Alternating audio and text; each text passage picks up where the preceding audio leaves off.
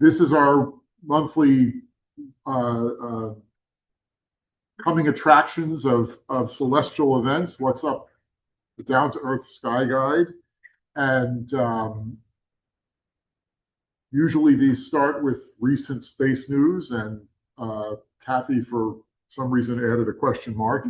I guess because of what it is, that the SpaceX Falcon 9 rocket, which quite some time ago was on an eventual collision course with the moon, has fulfilled its destiny. A few days ago, it struck the moon. And then it says, how can we watch this event? Well, I think your first step should be to hunt down H.G. Wells and get a time machine. But because it has already happened, but I believe that it was viewed and studied. The event was never intended. This was just a booster rocket, but it was part of Elon Musk's plan to pollute the heavens and the earth, I guess. But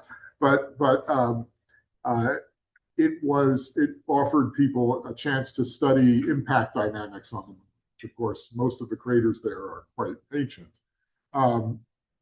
There's the spot where it hit, and it hit the moon at about, as you can see, about 5,400 miles an hour, which by celestial collision standards is pretty slow, actually. So it was about the size, it was about 50 feet, as you can see, and it was the upper stage, and it was launched in January of 2025 to launch lunar landers from those companies, Firefly Aerospace and this Tokyo-based company, iSpace, to the moon. And along the way, it found itself cast off and then gravitationally spiraling into the moon. Kind of the main event of the month, although we will not be privy to it, is a solar eclipse.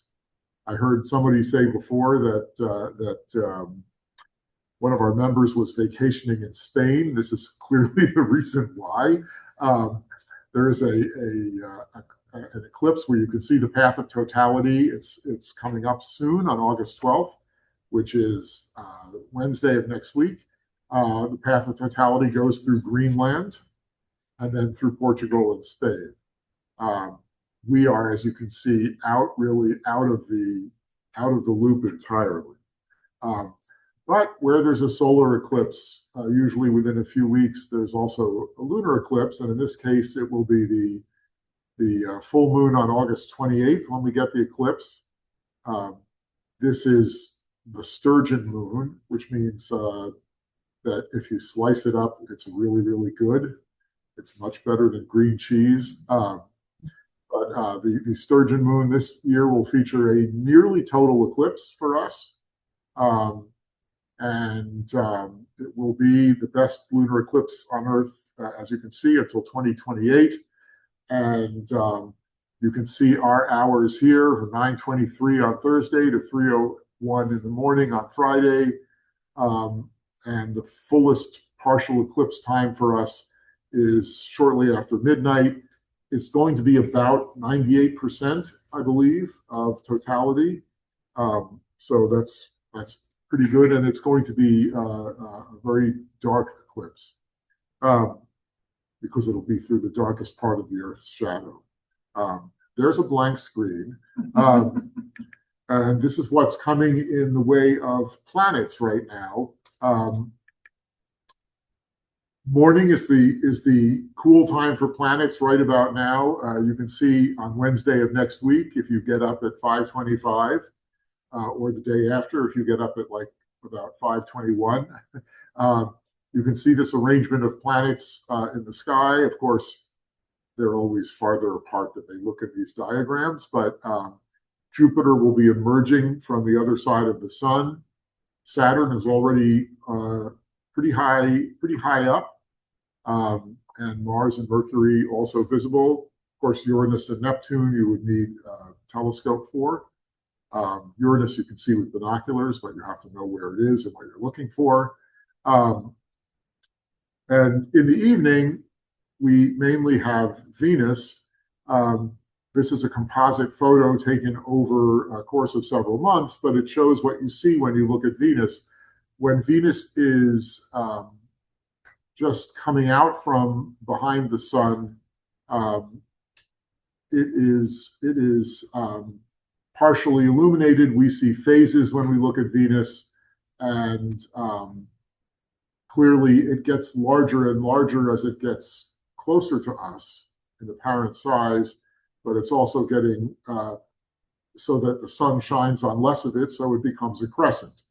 As as you know, the crowd in this room, it was one of the revelations that led Galileo to the idea of a confirmed heliocentric universe, to see phases on the inner planets.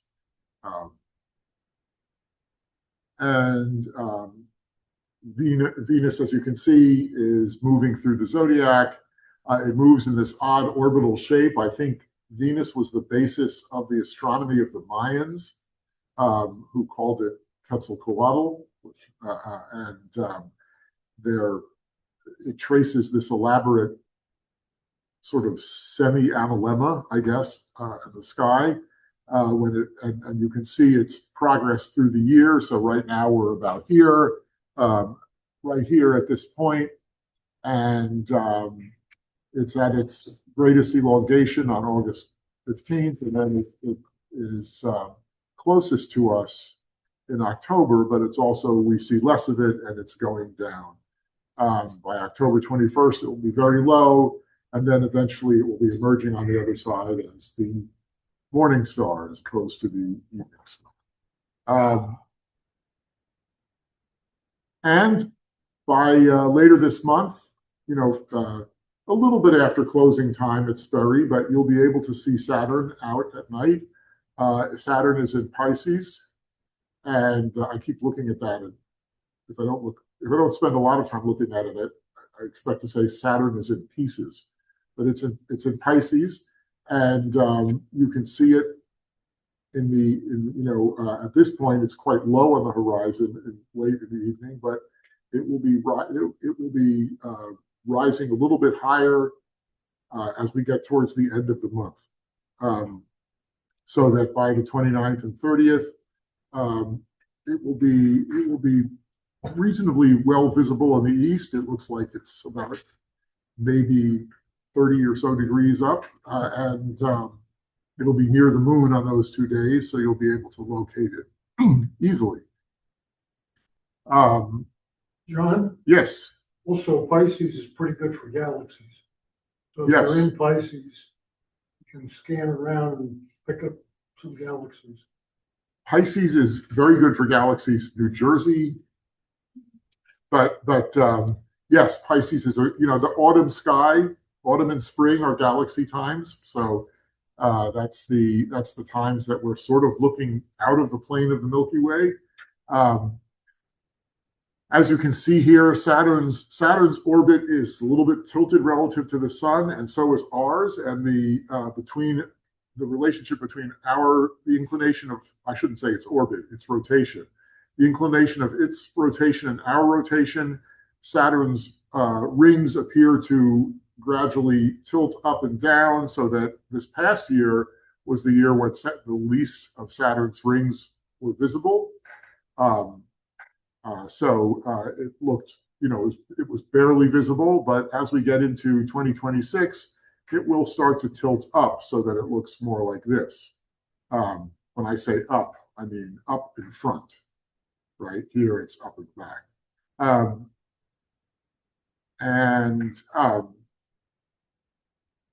Saturn's opposition is this is the way the tilt has looked over the years at opposition, I should say.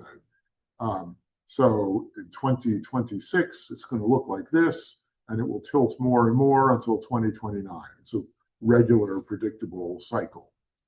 In terms of constellations, we have the summer sky in all its glory.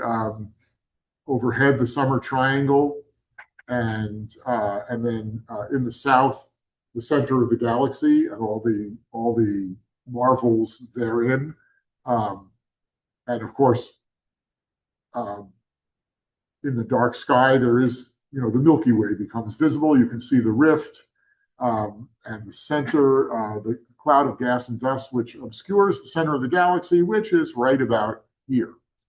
Um,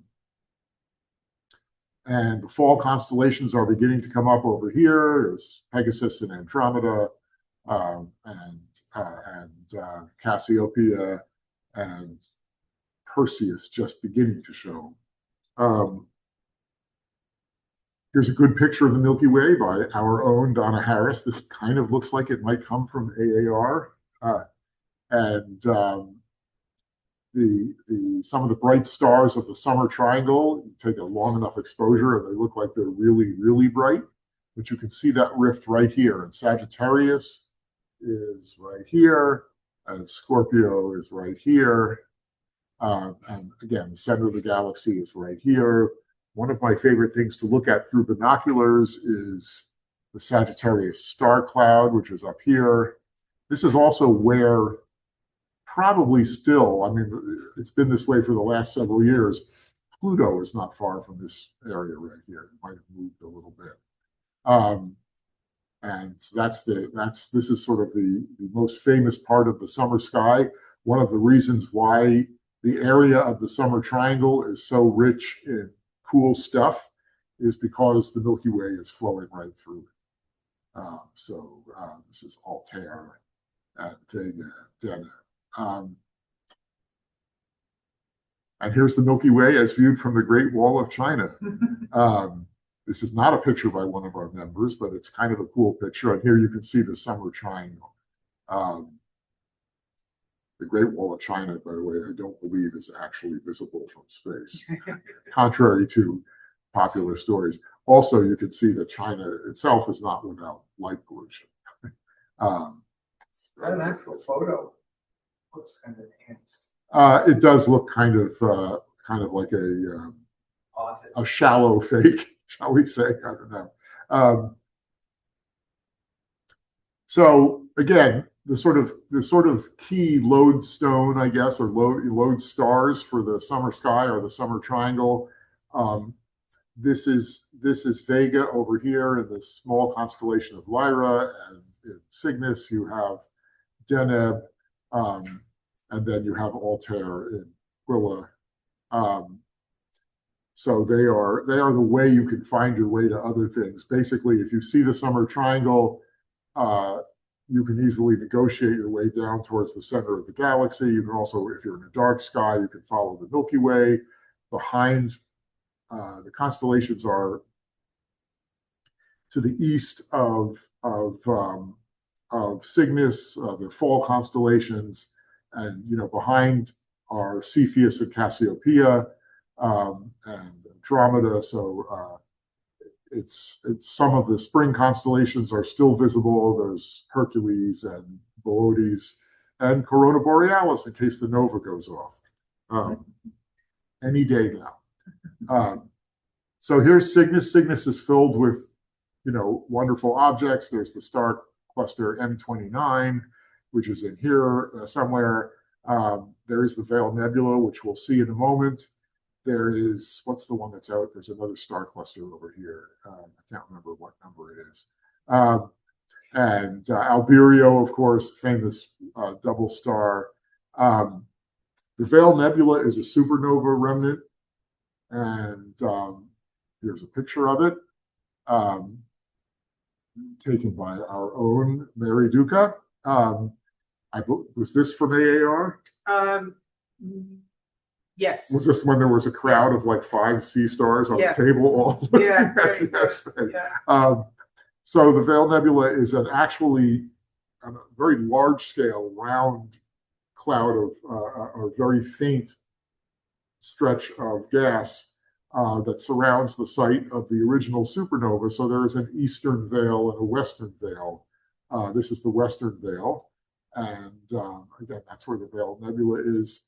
In the summer, because the Earth's orbit is inclined so that in the daytime, the northern hemisphere is tilted towards the sun, that means in the nighttime, the northern hemisphere is tilted away from the sun. And that means that the ecliptic in the nighttime sky is very low to the horizon.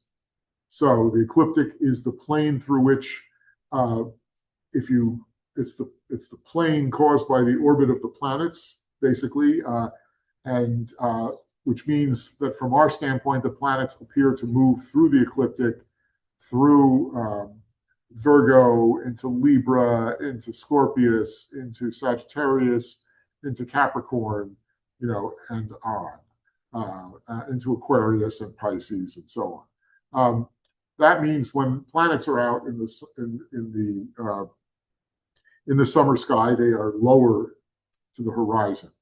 But there are lots of amazing things, especially in this region around Ophiuchus, this is Ophiuchus, and Sagittarius and Scorpius.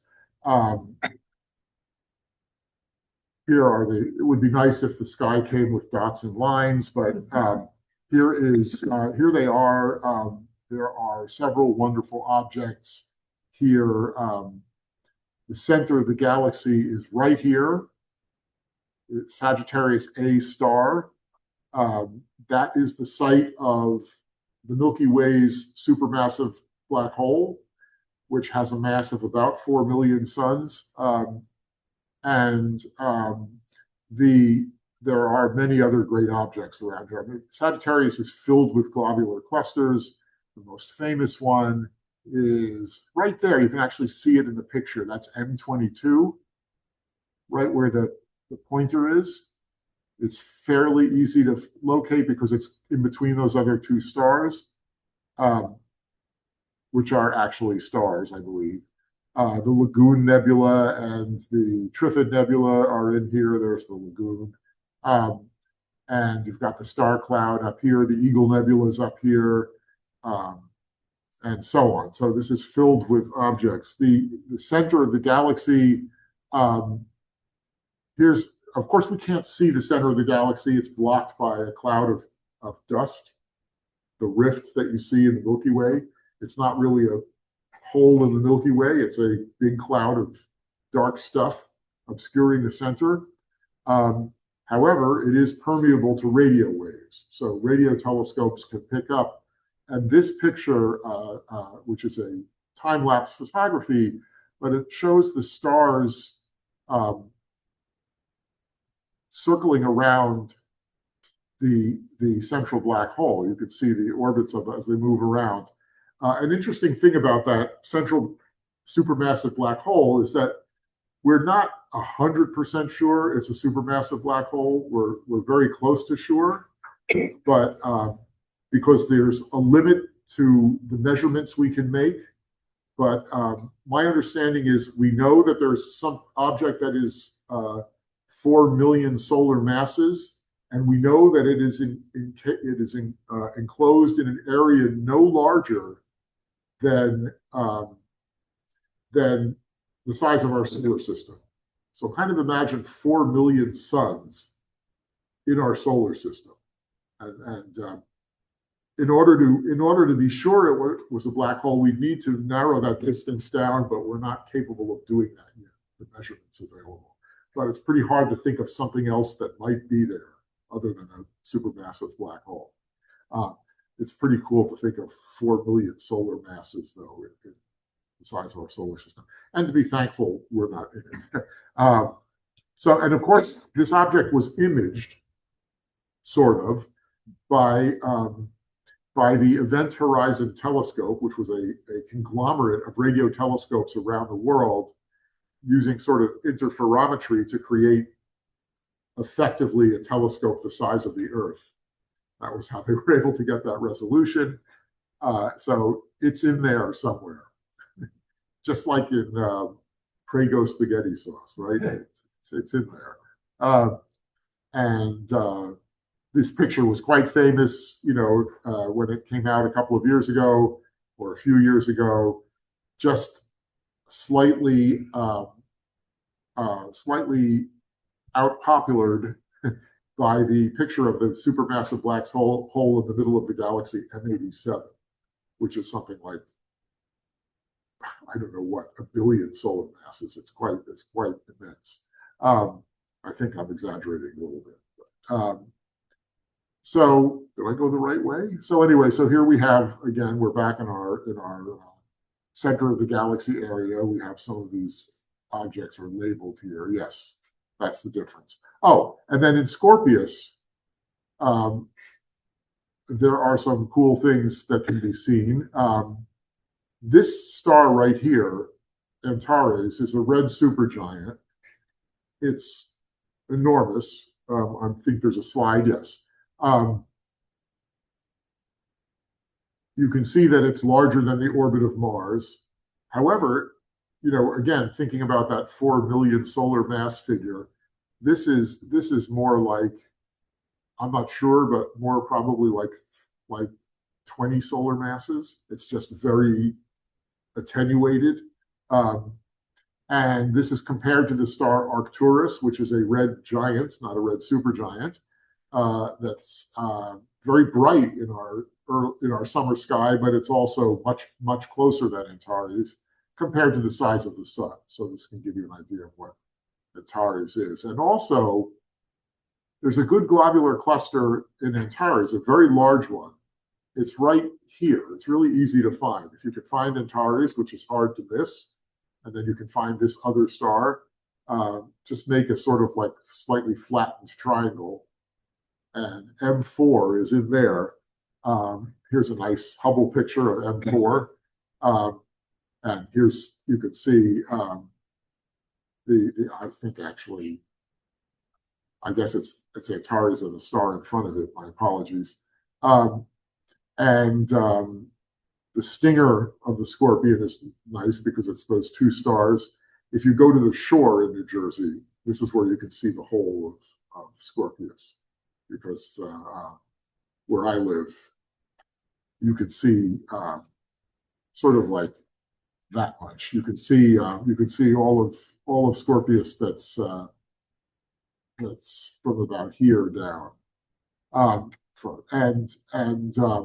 So M4 is a very large globular cluster. You'll note that it's got globular clusters are supposed to be filled mainly with older stars, and yet M4 does have a fairly decent number of blue stars in it. Those are thought to be blue stragglers because these stars are packed so densely that they occasionally merge. They're all orbiting around their common center of gravity, and then you create a much heavier, hotter star. And then as we move into fall, we'll be dealing with the fall constellations. This part of the sky is nice because it's all from the same set of myths, right? This is the Clash of the Titans part of the sky. Cepheus was the king, his wife, Queen Cassiopeia, who was very vain, and she offended the gods in some way, which was basically the purpose of man in ancient Greece, to offend the gods and give them the opportunity to perform some kind of horrible exotic punishment. In the case of Cassiopeia, her daughter was chained to a rock and destined to be carried off by a sea monster. Her daughter was Andromeda, but she was rescued at the last moment by Perseus, who escaped he cut the head off a monster named Medusa, right? And the blood dripping from Medusa's neck fell into the sea, and out of the sea came this winged horse, Pegasus. Medusa, by the way, is represented in the constellation Perseus, because the brightest star in Perseus is called Algol, which is from the Arabic Al-Ghul, which means the demon. So that's supposed to be the head. So anyway, so that's Cassiopeia is very close to the pole, and therefore it's a circumpolar constellation. Depending on what season it is, Cassiopeia is going to be an M or a W. It's pretty easy to spot. It's a great constellation. It's got good things in it too, several nebulas, but it's also, because it sits in the fall Milky Way, it's also a good constellation for locating things. these two stars will basically take you to the base of Andromeda, and then you can work your way out to find the galaxy. And these two stars point at the double cluster at Perseus, which is a famous open cluster. By later in the evening, you should be able to see these things now in the summer. And of course, Perseus is associated with a meteor shower. I guess before we get to that, here's the constellation Pegasus, and it shares one star with Andromeda, but if you look, those stars in Cassiopeia will point at that star, and then you go out 1, 2, and then you look between these two stars, and that's where the Andromeda galaxy is. It's pretty easy to spot in binoculars. If you're going up to AAR or to Stellafane, the Andromeda galaxy will look much bigger in the same instrument, because you are seeing the fainter outer parts of the galaxy, as well as the bright, crunchy nougat center. And the Andromeda galaxy is not, well, the Andromeda galaxy is actually quite large in apparent size. It's not something if the sky were dark enough, when the sky is dark enough, you're in a really dark sky, you can see it naked eye. It's, I want to say, 3 times the size of the full moon in terms of its diameter. So it's quite large. And there is a wonderful globular cluster at Pegasus, M15. It's very dense, concentrated towards the center. Yeah, so there's Medusa's head and Earth of Pegasus. There's a